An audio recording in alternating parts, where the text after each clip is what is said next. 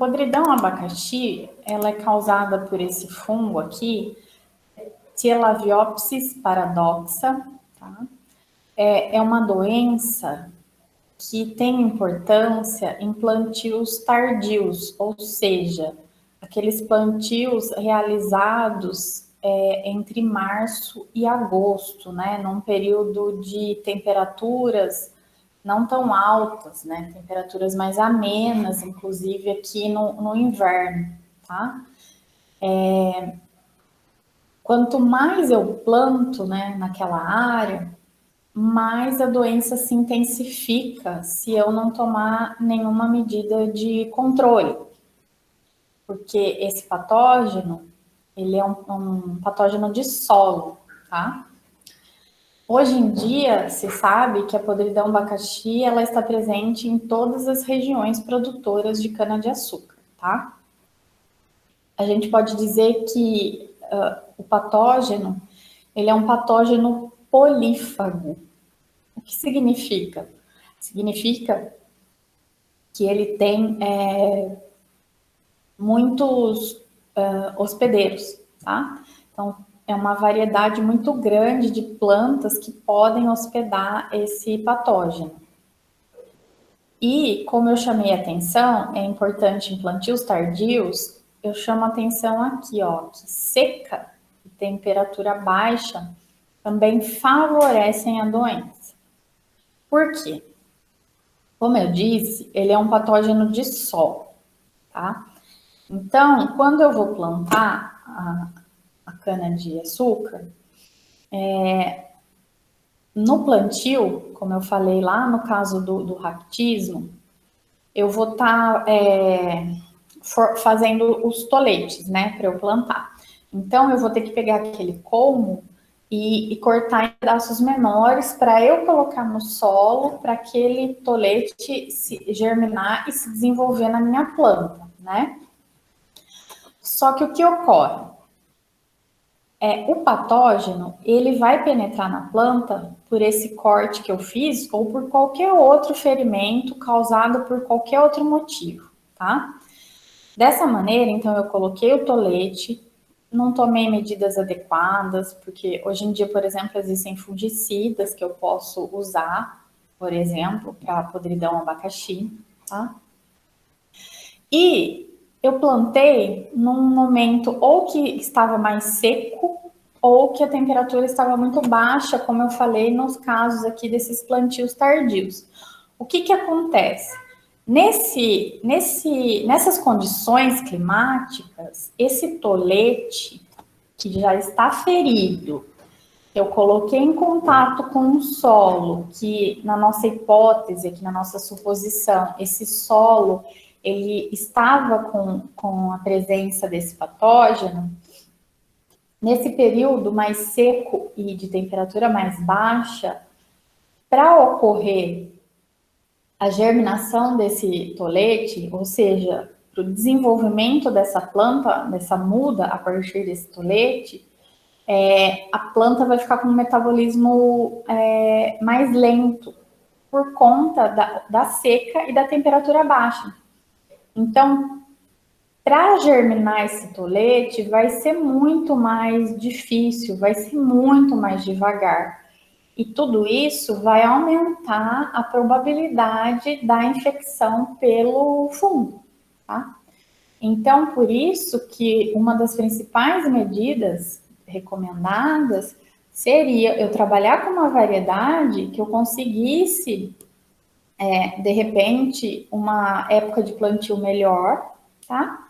E também tomar cuidado em relação a não trazer o fungo para a minha área, né? Isso seria muito importante, tá? E como o tolete eu preciso formar, né? Eu preciso ter esse tolete para propagação, é um tipo de ferimento que eu não posso evitar.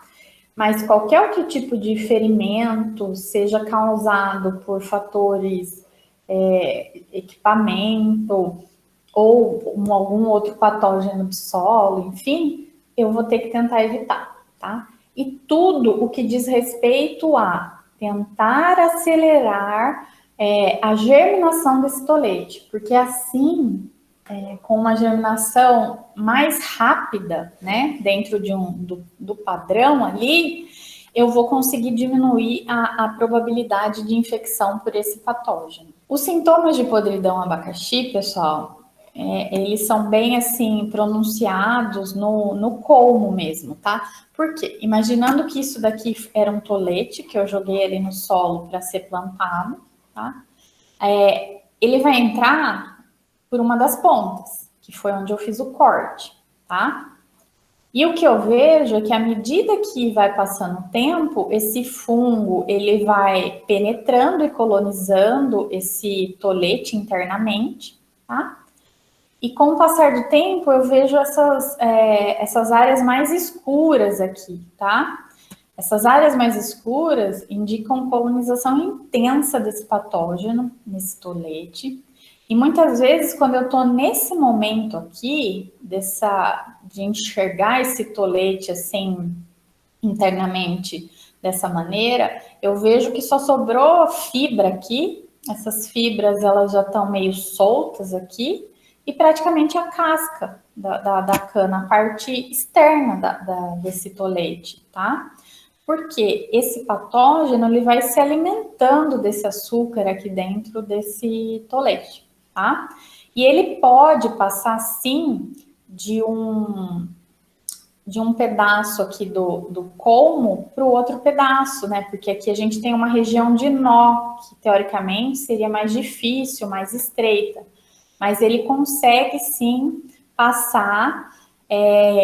Variedades mais resistentes, elas seguram esse crescimento desse fungo aqui no primeiro aqui pedaço, nessa primeira porção, tá? Mas se eu tenho uma variedade um pouco mais suscetível a essa doença, o patógeno vai passando de seção por seção nesse tolete aqui. O vermelho, pessoal, é uma reação da planta, tem mais a ver com a reação da planta do que com a própria doença, tá? Então, a cana-de-açúcar, novamente, quando ela está reagindo a qualquer tipo de patógeno, a qualquer tipo de estresse, muitas vezes a gente vai ver essa vermelhidão, tá? O que vai diferenciar principalmente é essa questão de ficando mais escuro, que é o patógeno, e eu vendo essa área aqui interna, ela sendo comida, né? Pelo patógeno, tá? Porque ele vai fermentando e vai se alimentando aí desse açúcar. Olha aqui, ó, dá para ver bem que ficou um oco aqui, ó, tá vendo? Nessa parte mais escura por conta do patógeno. Aqui também, tá? E aqui é o que eu falei, ó, se eu tiver uma variedade um pouco mais resistente, eu consigo fazer com que o patógeno ele vai se desenvolver, mas ele vai ficar restrito a essa primeira seção por onde ele penetrou. E aqui desse lado que eu falei para vocês, ó, o patógeno ele vai se alimentando do açúcar do tolete, ó, e eu só vou vendo as fibras aqui da cana ficando e o escurecimento progressivo indicando a colonização pelo patógeno.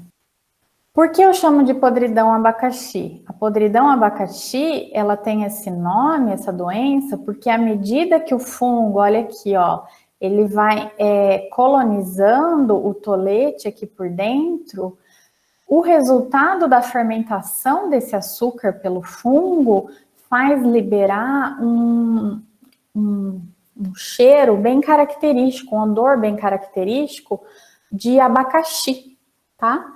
Então, se eu corto um colmo que está sendo colonizado pelo fungo, ele exala um cheiro bem forte de abacaxi, do fruto, abacaxi, por conta da fermentação do açúcar, tá? Então, lembrando que esse odor aqui, na verdade, ele não é um sintoma, ele é um sinal, e é um sinal bastante característico, tá? Principalmente, eu vou ver isso daqui em plantas mais jovens e no início, principalmente, da infecção pelo fungo, porque eu tenho maior teor de açúcar, né? À medida que vai ocorrendo a fermentação, talvez esse odor ainda não seja tão evidente por conta de que eu já não tenho tanto teor de açúcar ali dentro. Mas à medida que eu vou no início dessa infecção, ele é bem forte, tá? Aqui novamente, ó, mostrando a infecção pelo patógeno, a colonização, tá? E aqui a reação da planta. E aqui, ó, como ele tem infecção tanto nessa primeira sessão, quanto aqui nessa segunda sessão. E aqui, pessoal, alguém saberia me falar qual que é a podridão? Os dois? Aqui na direita eu tenho um tolete com podridão vermelha. E aqui foi um raio que atingiu essa planta. E tem essas fibras que estão se destacando, saindo do colmo, né? Isso também me dá um indício de que é um fungo, um agente fitopatogênico, tá? Aqui eu já não tenho isso, né? O colmo ele está preservado e tem essa rachadura aqui. Então, pessoal, se é um patógeno de solo, se ataca principalmente lá o tolete, quando ele foi recém-colocado naquele solo contaminado, o que eu vou ver? Eu começo a ver falhas aqui, ó. Algumas plantas até conseguem emergir, tá? Às vezes consegue, mas logo em seguida ela vai ficando debilitada, ela vai ficando fraca, ela não vai para frente. E muitos toletes, eles nem germinam, tá? E olha essa foto aqui, pessoal. Tudo cana, tudo cana. Vocês estão conseguindo ver essa parte mais escura aqui no meio? Isso daqui, ó, são falhas por conta da podridão. Então, o principal controle, na verdade, da podridão abacaxi independente da maneira como você for fazer, é tentar fazer com que os toletes, eles brotem, né, eles germinem mais rapidamente. Então, como eu falei, se a gente sabe que naquela época de plantio, lá de março a agosto, uma época de seca, de temperaturas mais baixas, então eu tenho que evitar. Bom preparo do solo, né, para o plantio raso também, por conta de o preparo do solo seria para a drenagem ideal, o plantio ideal, né, na profundidade ideal, porque se eu planto também muito profundamente, até aquela planta atingir o solo e emergir do solo, vai demorar mais e eu estou causando mais estresse nessa plantinha, né?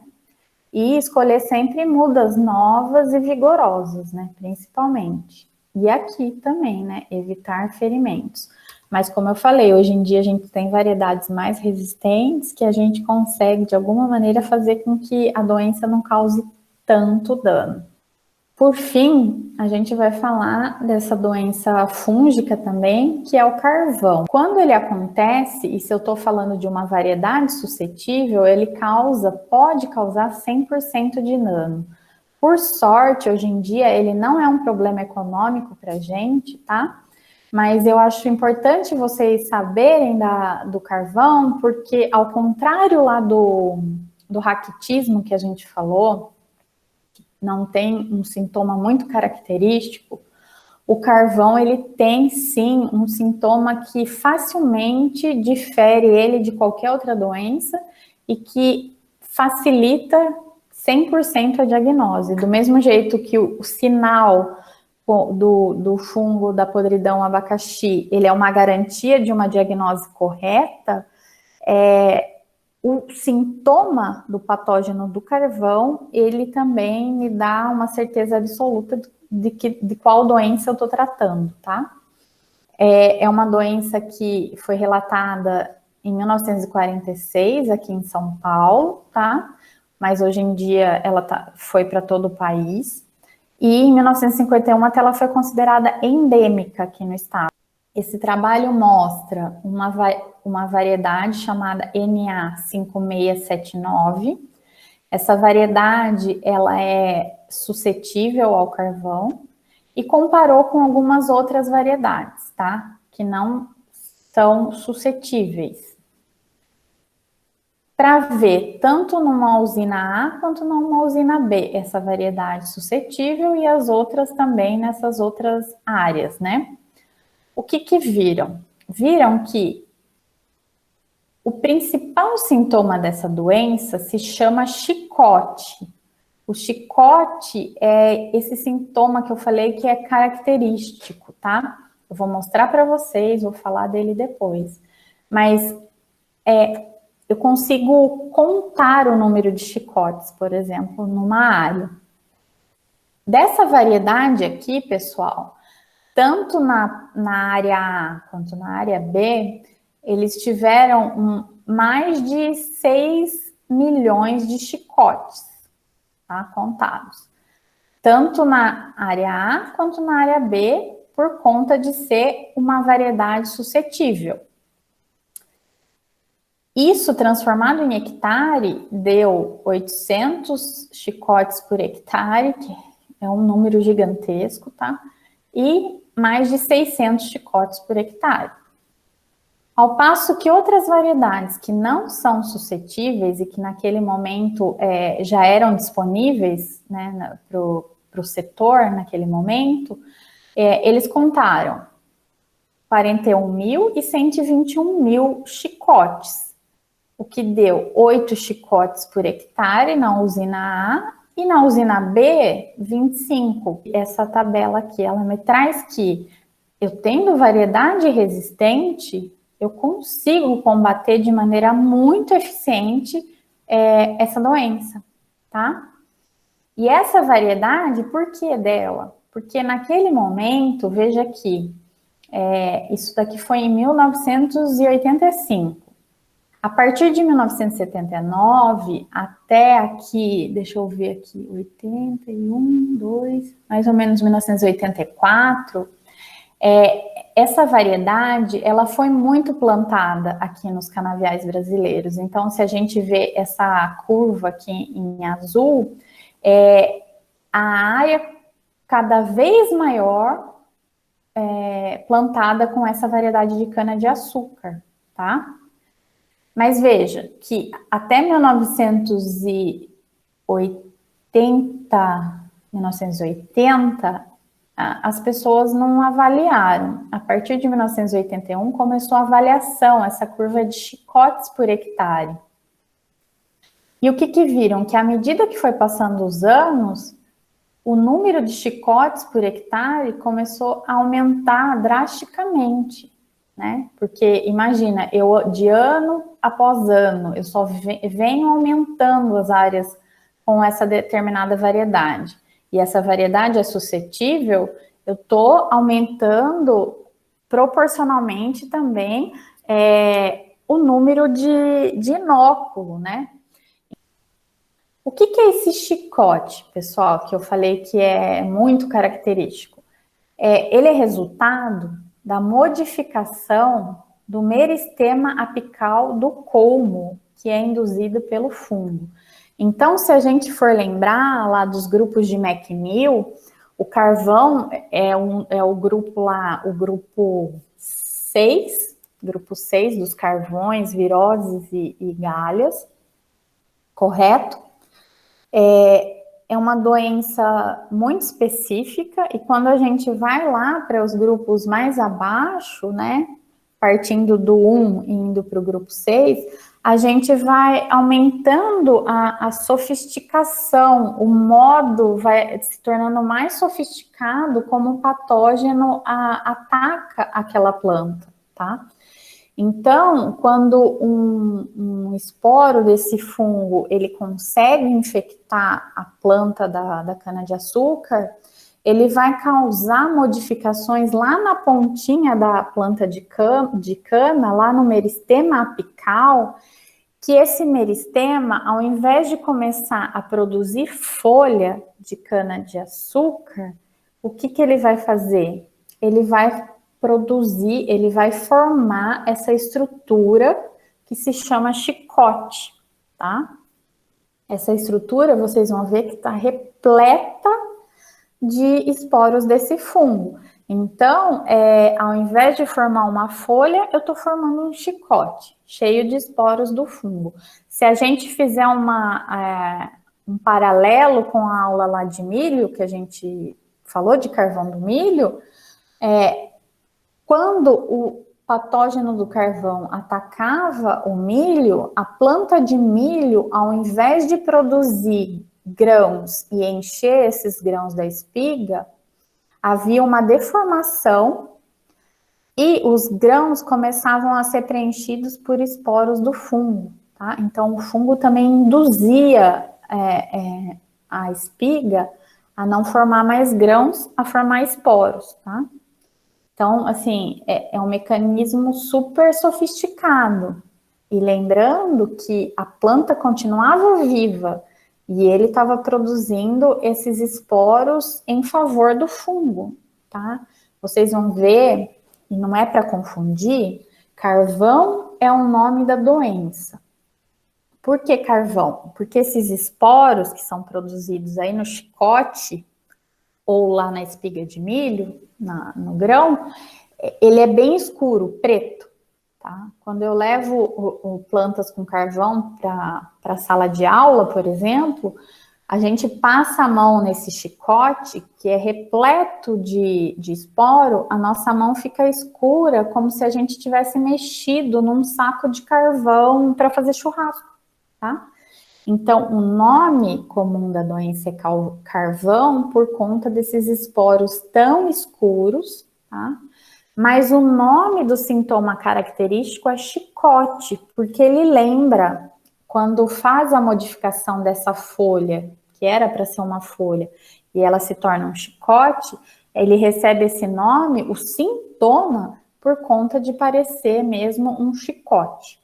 Tá? Então, não pode confundir o nome da doença com o sintoma da doença. Maior incidência eu posso ver quando eu tenho um período mais seco, quando a planta está brotando ou quando a planta está sob estresse, de qualquer forma, tá? Estresse hídrico, qualquer forma de estresse. Solo com alta umidade, ele vai ser desfavorável ao carvão, tá? Então, solos mais úmidos vai ter uma menor germinação dos esporos do carvão. Se eu falo, o sintoma mais característico do carvão da cana-de-açúcar é o chicote, tá? Então, quando eu falo assim, fica muito fácil na minha cabeça eu conseguir fazer a diagnose do carvão. Só que se a gente pensar que a gente vai ter que esperar a infecção do patógeno, toda a parte de colonização do patógeno, para ele induzir a planta a formar o chicote, para daí eu ver esse chicote e saber que é o carvão, concorda que fica um pouco inviável, né? Imaginando que eu só vou conseguir diagnosticar lá já no final com a planta já totalmente nas mãos, entre aspas, do fungo, né? Então, hoje em dia, técnicas moleculares como a PCR, elas servem para diagnose antes do sintoma, tá? E isso foi muito importante, principalmente para selecionar variedades, porque é mais rápido. Vocês terem uma ideia de visual daquilo que eu mostrei em números na tabela. Olha isso daqui, os autores do trabalho colocavam um papel branco em cada chicote, plantas com chicote que eles encontravam na área. Olha isso, gente. Praticamente, ó, aqui não havia chicote, mas praticamente, ó, todas as plantas da linha, ó, essa aqui não tinha, essa tinha. Então, eles usavam esses papéis brancos para indicar as plantas que estavam com chicote, com a presença do sintoma de carvão, tá? Olha isso, né? No fim, virou de vez de um canavial, virou um local cheio de folha branca, porque era uma variedade altamente suscetível, tá? E daí, ó, olha aqui a falha que causou dessa variedade, uma variedade suscetível, como eu falei, às vezes ela nem chega a germinar do solo, ou se ela consegue emergir do solo, ela não vai para frente, causando falhas aqui, ó, muitas falhas, porque é uma variedade suscetível a esse patógeno. Eu tenho que tomar cuidado de duas maneiras com essa doença. Ou eu tenho um solo contaminado com os esporos e eu trazendo um tolete sadio, esse tolete se contamina e se transforma numa planta sintomática, ou eu tenho uma área que eu tomei todo o cuidado e nunca tive carvão naquela área. Só que eu trago um tolete ou uma muda contaminada aqui, né? Mesma coisa, essa planta vai crescer, vai mostrar o chicote cheio de esporo. Aqui, finalmente, o que eu quero mostrar, o sintoma característico. E o chicote é isso, ó, pessoal. Aqui ele já tá rasgado, ó. Mas é como se fosse uma película mesmo prateada, meio acinzentada. E se eu romper, estão vendo todo esse preto aqui, ó? Esporos do fungo, ó. Um monte de esporos saindo ali de dentro desse chicote. Olha aqui porque recebe o nome de chicote, o sintoma. Porque alguém olhou ali e viu que é um sintoma que faz lembrar um chicote, tá? E se eu puder fazer uma lâmina aqui, o que eu vou encontrar são muitos esporos aqui, esses esporos escuros do fungo que estão aqui dentro desse chicote. Mais uma foto de um chicote, aqui ele já está um pouco... ainda tenho muito esporo aqui, mas eu já vejo que foi disseminado bastante, tá? Eu posso ter mais de um chicote por planta, tá? E o controle, então, são mudas sadias, tá? Eu posso fazer tratamento térmico dos toletes para tentar eliminar o fungo do carvão desse tolete, mas o que eu tenho que pensar sempre é principalmente que variedade resistente me ajuda a controlar, assim, muito essa doença, tá? Tanto é que ela não é um problema econômico, conforme eu falei no início. Às vezes tem alguns escapes de plantas, de variedades resistentes, que eu vejo a formação de chicote, mas de maneira geral ela não é um problema do mesmo jeito que o carvão do milho, tá? Se eu pensar em remoção de planta com sintoma, né, de chicote, ou colmo, que eu sei que estão doentes, não adiantou muito para canaviais, tá? No campo, a pesquisa mostrou alguns resultados, mas no campo mesmo, na prática, não adianta eu remover planta pensando em controlar a doença e ter maior produção. Quando eu falo de melhoramento genético, eu estou pensando em todas essas doenças que a gente falou, né? Mas também é importante vocês saberem que a cana-de-açúcar, ela está repleta de outras doenças que, por exemplo, os programas de melhoramento nem dão tanta atenção assim, tá? Porque são doenças secundárias que não causam grandes prejuízos, mas que estão presentes e muito frequentes nos canaviais brasileiros.